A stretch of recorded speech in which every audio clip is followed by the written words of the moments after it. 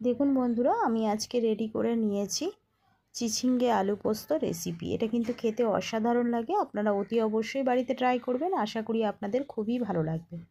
নমস্কার বন্ধুরা, tasty and one byte চ্যানেলে আপনাদের স্বাগত। বন্ধুরা কেমন আছেন? আশা করি বন্ধুরা ভালো আছেন।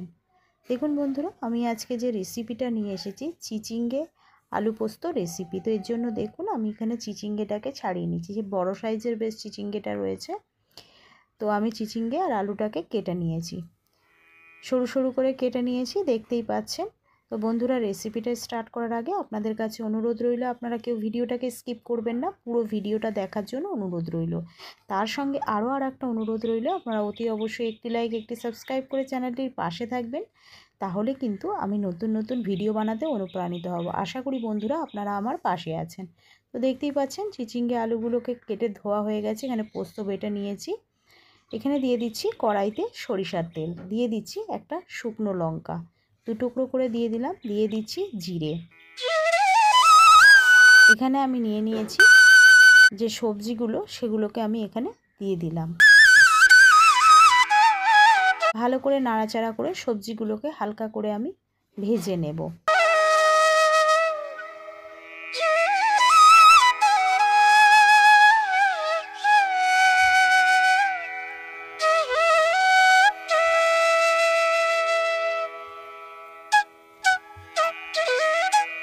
এখানে আমি দিয়ে দিচ্ছি হলুদ, প্রায় হাফ চা চামচ মতো আমি এখানে হলুদ অ্যাড করলাম।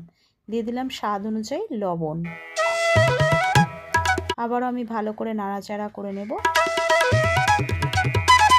দিয়ে দিচ্ছি এখানে হাফ চা চামচ মতো আদা বাটা। ভালো করে নাড়াচাড়া করে নেব যাতে করে আদার কাঁচা গন্ধটা চলে যায়। সবজিগুলো দেখুন বন্ধুরা, এখানে কিন্তু হালকা করে ফ্রাই হয়ে গেছে।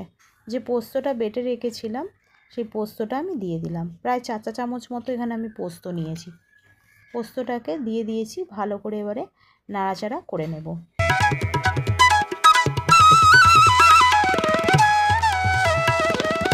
যারা আলু খান না, তারা আলুটাকে স্কিপ করেও শুধু চিচিঙ্গে পোস্তও করতে পারেন।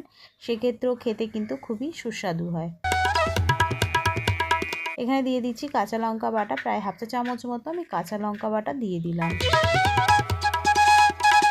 আপনারা আপনাদের ঝালের স্বাদ অনুযায়ী লঙ্কাটাকে অ্যাড করে নেবেন। আবারও আমি এটাকে ভালো করে নাড়াচাড়া করে নেব।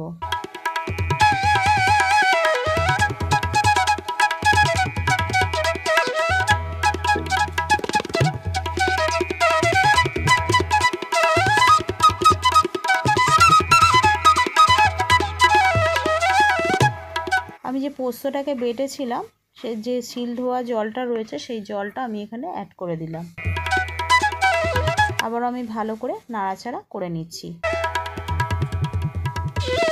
এখানে বেশি করে জল দিয়ে দিচ্ছি যাতে করে আলু আর চিচিঙ্গেগুলো প্রপারলি সিদ্ধ হয়ে যায়। তো আমি ঢাকা দিয়ে দিলাম।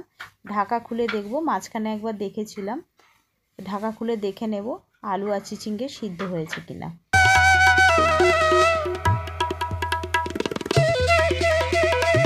আলু একদম সিদ্ধ হয়ে গেছে, চিচিঙ্গে তো একদমই সিদ্ধ হয়ে যাবে, একদম সিদ্ধ হয়ে গেছে চিচিঙ্গেও। তো আবারও আমি ভালো করে নাড়াচাড়া করে নিয়ে দিয়ে দিচ্ছি 1 চা চামচ মতো চিনি। আপনারা যদি চিনি না খান তাহলে স্কিপ করবেন। এই যে ঝোল ঝোল মতো ছিল, সেটাকে আমি পুরোপুরি শুকনো করে নিলাম। এবার তরকারিটা আমি নামিয়ে নেব। তো দেখুন বন্ধুরা, আমার চিচিঙ্গে পোস্ত কিন্তু রেডি হয়ে গেছে, আমি নামিয়ে নিচ্ছি।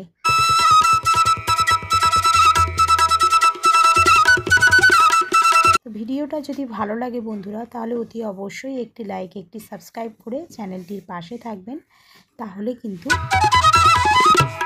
আমি নতুন নতুন ভিডিও বানাতে অনুপ্রাণিত হব। আর তার সঙ্গে অতি অবশ্যই বেল আইকনটা প্রেস করে দেবেন। বেল আইকনটা প্রেস করলে সবার আগে নোটিফিকেশান আপনাদের কাছে পৌঁছে যাবে আমি যে নিত্যদিন ভিডিওগুলো ছাড়ি। আর তার সঙ্গে ভিডিওটাকে বেশি বেশি করে শেয়ার করে দেবেন। আর যদি রেসিপিটা ভালো লাগে তাহলে অতি অবশ্যই কমেন্ট বক্সে জানাবেন রেসিপিটা কেমন লাগলো। আর আজকের মতো এইটুখানি, আবারও একটা নতুন রেসিপি নিয়ে আমি হাজির হব। ততক্ষণ আপনারা সুস্থ থাকবেন, ভালো থাকবেন। ধন্যবাদ বন্ধুরা।